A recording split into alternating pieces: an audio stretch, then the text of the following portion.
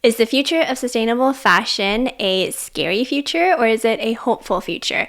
And that's what I wanted to talk about in this episode to round out Earth Month. So I wanted to do more of a philosophical type episode this week, and this was actually inspired by a conversation I had in real life with one of my fashion industry friends. And we were just discussing whether or not we felt like things in the industry were moving fast enough, if there was still hope, because I think once you work in the industry for years and years, it can start to get a little bit doom and gloom sometimes. You can feel a little bit hopeless.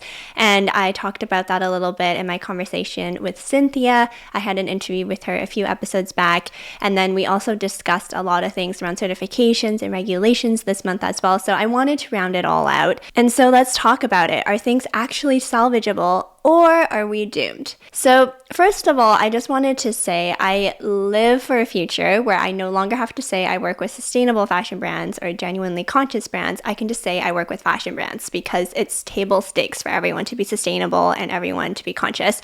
And maybe that's wistful thinking, but that's kind of the future I want to work in. And at Recloseted, and my personal mission is to transform the harmful fashion industry. So that's what I'm working towards. And there are days where sometimes I'm like, I don't know if we're moving fast enough. I don't know if what I'm doing is actually making a difference. And that's why I wanted to make this episode. And I just wanted to be really raw and candid with you, because in that conversation with my friend, we were both quite candid about the fact that we didn't know if our efforts were actually amounting to anything. We didn't really know if the industry was even moving in the right direction. And there's been a lot of things in the news that have happened recently, and we can talk about that more later. But there's been things that have happened that have made it feel like we haven't made much progress, despite there being so much movement in a way. Like there's regulations happening, like I talked about last week, and also like consumers in general are more aware of sustainable fashion now. So there's movement happening, but sometimes you can't help but feel like it's not enough, / maybe it's too late.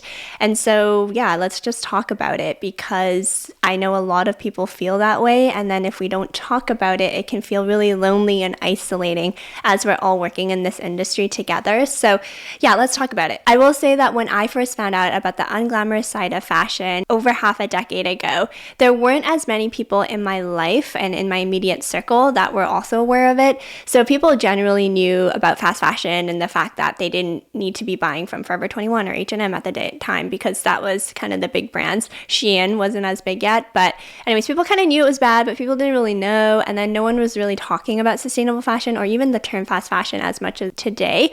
So I think that's kind of one improvement. I feel like everyone has awareness now, but now we need to act. The time for us to kind of debate if sustainable fashion is a thing or if fast fashion is bad, like those days are long gone. About a month and a half ago, an event happened that sent shockwaves through the fashion industry. And that event, as you likely know, was the Recloseted bankruptcy. So the Swedish textile recycling company filed for bankruptcy, and it sent shockwaves because they were kind of this beacon of hope. They gave the industry a glimpse of commercial availability with the recycled cellulosic pulp, Cellulos. They had investment as well as big purchasing commitments from big brands. And so it all seemed well, and the bankruptcy came as a shock, like I mentioned. And it's not just because they didn't do things right. I think a lot of things happened. I think first and foremost, to be an innovator in any space, it's going to be hard. You are disrupting systems that have been around for decades and decades. The fashion industry is such an archaic machine. I kind of talked about that last week. It's been around for like 150 plus years. This new type of material just requires so much time for all the different supply chain people to figure out how they're going to use it. And even if big brand partners are going to buy it, like there's all these in-between people that take it from the pulp all the way and turn it into like a pair of jeans or a dress or a sweater. And so there's a lot of different parties involved.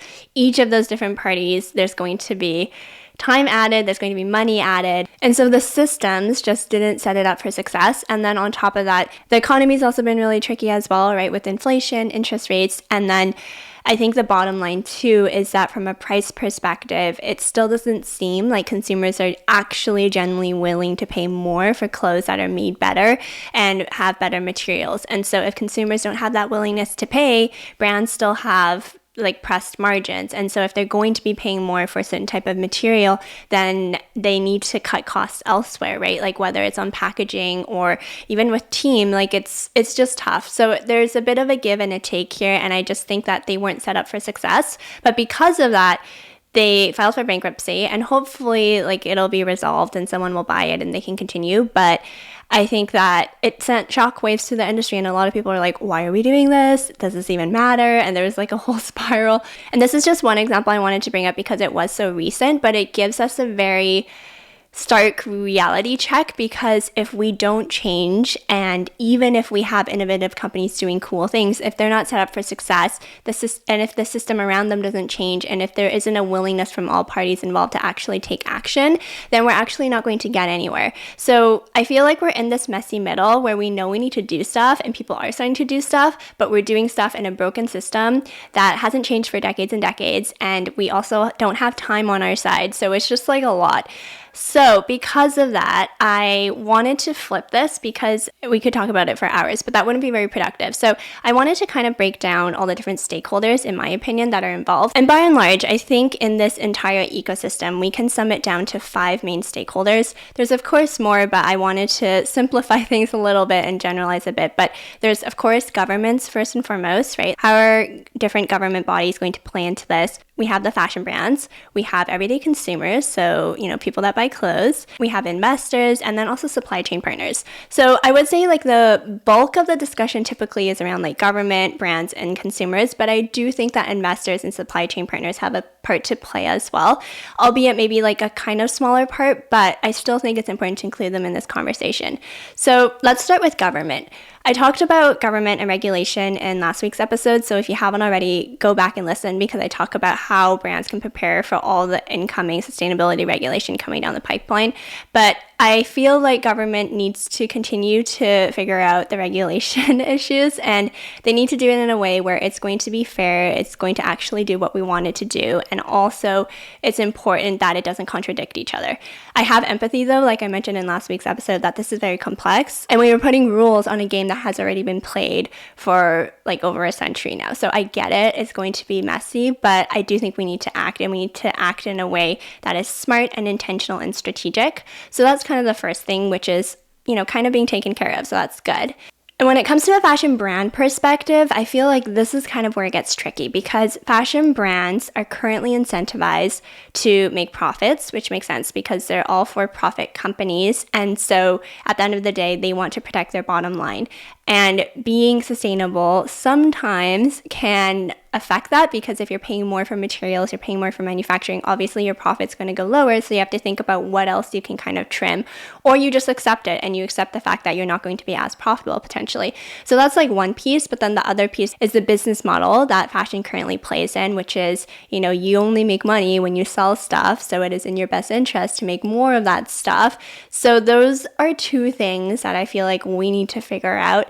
And in regards to the first thing, when it comes to profit, I would challenge brands to also now start measuring potentially sustainability in their annual reports, measuring it as KPIs, because yes, profit is important because it keeps the lights on in the business and it allows you to continue to grow the business. But also if you think about sustainability and the fact that like if we don't work together and if we don't solve climate change, like we're not going to have a planet to figure this out anyways. So like that's the first thing. But then also the second thing is, if you think about future-proofing your business, consumers are going to start to care about this. There is going to be regulation coming down the pipeline. So if you want to stay in business, it is in your best interest to figure this out now, when it's not 100% required of you to do the best of the best, but take the profits you have today to invest in the longevity of your brand, future-proof it, and also feel good that your company's doing something for the planet as well. And I always talk about the fact that you cannot be perfectly sustainable, and that's okay, but you do need to try, and I think it's a balancing act of still being profitable, growing your business, but doing it in a mindful way where you still leave enough for future generations as well. So just keeping all of that in mind. And I think for brands, there is a lot of pressure because there is a lot of regulation coming down the pipeline, and the economy isn't great as well, and the margins are already thin when it comes to D2C products. So I get it, I empathize, but I do think if you produce maybe less and you produce more intentionally and you're really thoughtful and you produce for longevity and you produce for high quality pieces and you also think about different business models, I do feel like there's an opportunity where you can balance a little bit better. It just requires more effort and more intention and more strategic thought. But you know what? It's going to future-proof your business, so I really do think it's worth it. And I'm still doing those consultations. So if you're a brand and you want to chat about your sustainability and how you can work with that while still being profitable, like let's chat about it. That's something I love to jam on and talk about with brand owners. So you can book a free consultation at recloseted.com/consultation. The link will be in the show notes as well. But there really is no excuse not to be thinking about this and at least have a plan as to what you're going to be doing. And then consumers. So consumers, I feel like, have a really big responsibility, and sometimes it can feel like, oh, does me not buying this fast fashion sweater or does me buying this slow fashion sweater actually make a difference? Because you can just feel like you're one person in the grand scheme of things, but it honestly does. Like, always think about how you're going to vote with your dollar. When you buy something from a brand or when you support a local business, you are building an economy that you want to see in the future. So take responsibility of that and take ownership of that, right? Like, if you don't need something, don't buy it. Or if you're looking to buy a new piece of clothing, then invest in it and find something from a brand that you actually are aligned with their values. Consumers really play such a big role. And going back to the Recloseted bankruptcy, like, if people were actually willing to pay more for sustainable products, then brands wouldn't have a problem with having higher costs because they know they can charge more because the consumer at the end of the day is willing to pay more. And I think instead of looking at clothes as something that you should only be paying $5 for a t-shirt or $10 for a pair of pants, I think it's important to think about the true cost of it. And I feel like I've talked about this before, but actually have a think, like, how is a brand honestly able to afford this for $5? Like, if a brand is selling you a shirt for $5, then you know, they still make a margin on that. Maybe they're not. Maybe they're just trying to get rid of it and break even. But if a fast fashion brand regularly selling something for $5, which I know some of them do, then think about it. Do the math. That means if they still make like, I don't know, $2 on the t-shirt, that means it costs them $3 to make, which means the material that is in that shirt is probably really not good for you. And also means that the person that made that shirt that you're wearing is not being paid at all.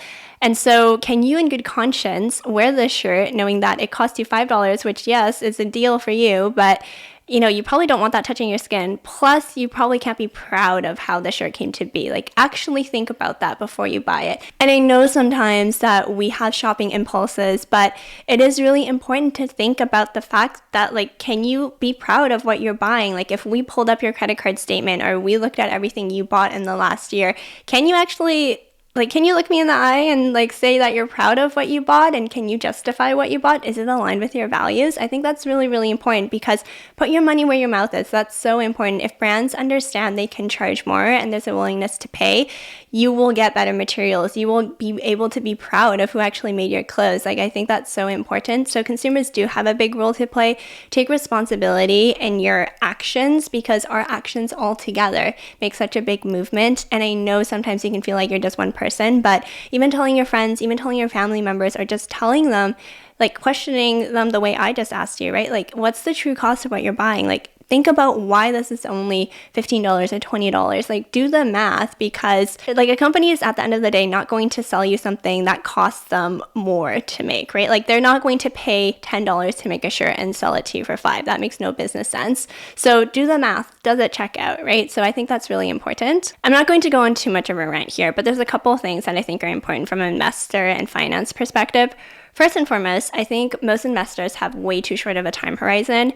When an investor invests money, obviously they want a return on investment, they want to make more, but a lot of the times they want to make that money in a year or 3 years or maybe 5 years. But like, a lot of these sustainable, innovative companies like Recloseted, it requires a lot of capital upfront, and you may not see the gains for a while because it's such an innovative thing that is being dispersed into such a clunky machine, and like, the entire supply chain needs to be able to adapt to this new technology. So like, you're not going to see a return in a year. That's just not reasonable.